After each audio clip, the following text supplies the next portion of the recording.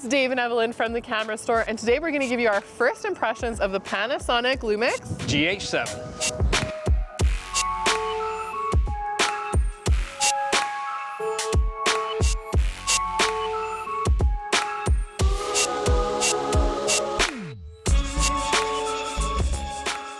This is the Panasonic GH7. This is a micro four thirds camera with a 25 megapixel sensor. And if you look at this camera, it looks identical to the predecessor, the GH6. And that's not a bad thing. I mean, Panasonic has a very clear and concise design. But for me, what I really like about Panasonic is that everything is really well labeled. If I want to say, how do I change the ISO? It's right there. I mean, it's a very functional camera. It's not my, my favorite as far as aesthetics go and as far as the camera goes. I don't think they're the sexiest But camera. this is like a workhorse camera, 100%. and it has weather sealing, have a touch screen, fully articulating. You know, it has that chunkier grip where you really have a really good hold on the camera. I like that. We have all of the ports that you want. You have a microphone jack, headphone jack, full-size HDMI port. You have USB-C. We even have an SSD lock. On the bottom of the camera, there's actually a plate pin lock. So you have a lot of functionality, just like the GH6. We liked a lot of those features in it, and I'm glad that it's maintained along with that weather sealing. When you first look at the specs of the brand new GH7, it's so video-centric.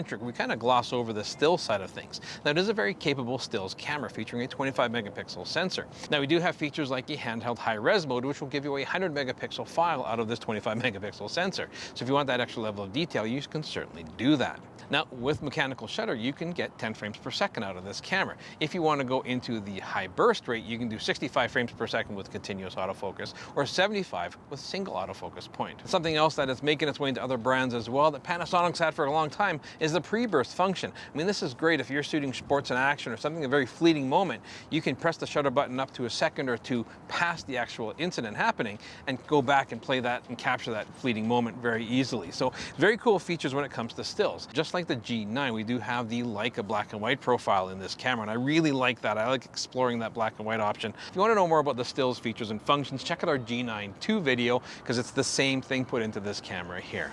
As Dave was mentioning, the biggest change with this camera, with the GH system, is having the phase detection autofocus. And this is a really big advancement for video as well. We were shooting with the GH6 and actually the GH5 for many, many years. And our biggest complaint was that we often had to manually focus our A-roll or our video footage because you get kind of this like pulse. This is completely eliminated using the phase detection system.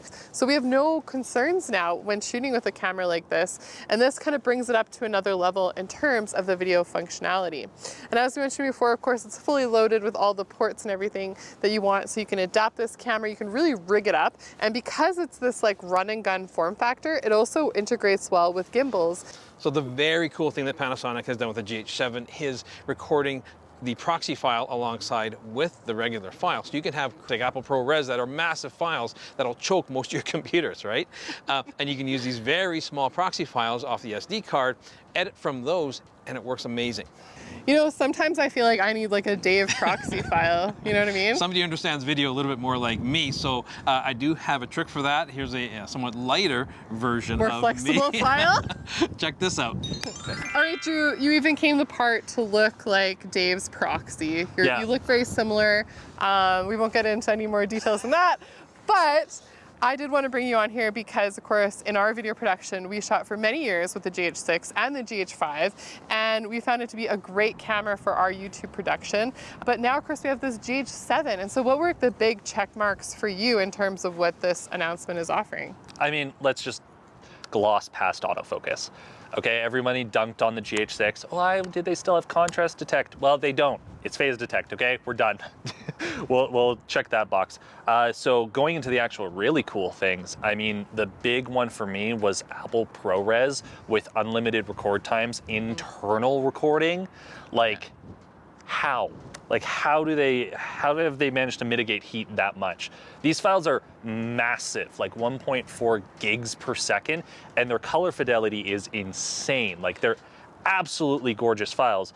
And the fact that you can internally record them with proxies going at the same time and not overheat. Yeah, it does kind of give you this like run and gun form factor, but it does compete with cameras like Blackmagic. You know, if you're looking at other options in terms of video, I mean, this does actually open up the door and allow you to get into more professional formats, but still having something that is relatively compact and easy to operate. Yeah, and it's insane that they've kept all of the same shooting codecs and formats they did in the GH6 and just made them even better. As you say, there's a lot of things about this camera that are like unlimited. They don't really want to have a lot of restrictions for video shooting. And that kind of brings us to the media and the battery of this camera. No surprises there. It is the same as the GH6. So we have a CF Express Type B card slot as well as an SD UHS 2 memory card slot, and then the same battery as the GH6 as well, same CEPA rating. Now on the memory, this is actually the one spot where if you were comparing against the G9 II, it kind of separates it. Because we have the faster card slot with the CF Express Type B, it does open up a lot more formats. With SSD recording, it's direct off of USB-C, so of course you just go take that little port right there. You can mount them direct on top. SmallRig has a couple of cool options in there, really standard rigging out.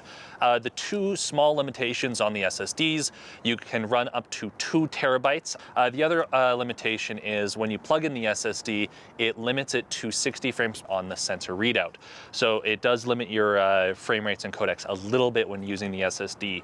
But flip side, your heat mitigation is even better. I mean, it's unlimited record time internal anyways, but apparently utilizing the SSD, you have even better thermal mitigation, which is just like, okay, like how much better can they possibly get? Yeah, I mean, I keep thinking about this camera, and on the video side, it's like, what do you not have? I mean, this rigs up quite nicely, and because there's a lot of accessories on the market for the GH6, this will fit in all those accessories because it is identical, the same body. Accessories? Like the new audio recorder. Yes, we haven't even touched on audio.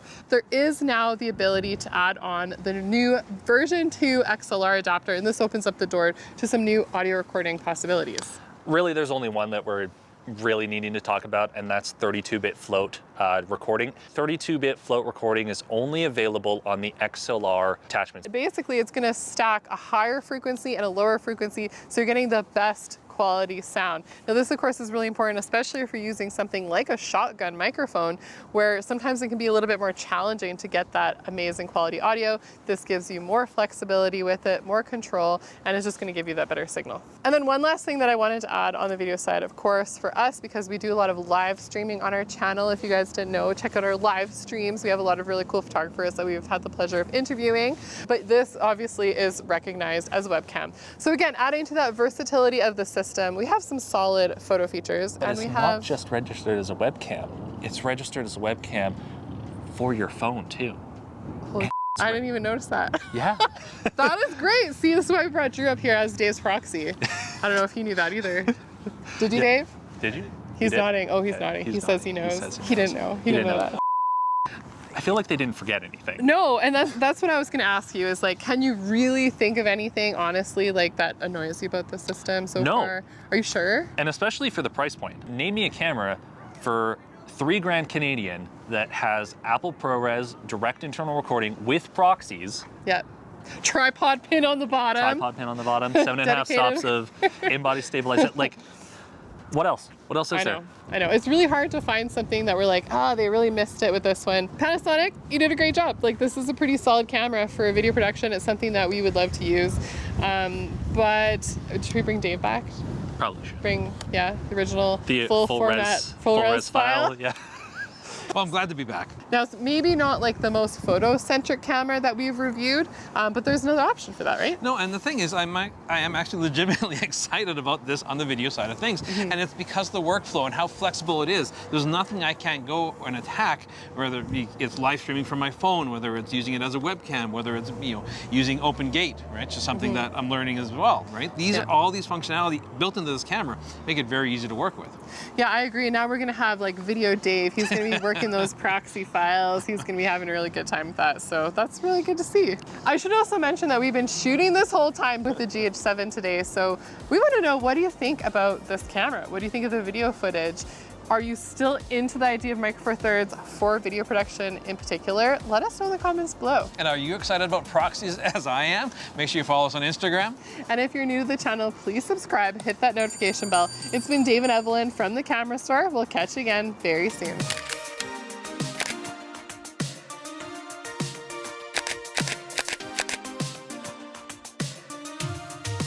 Hey, thanks for sticking around and watching this episode on the Panasonic GH7. If you want to check out more of our recent content, click up here by the Calgary Tower. If you want to shop local and support Canadian, check out thecamerastore.com down here.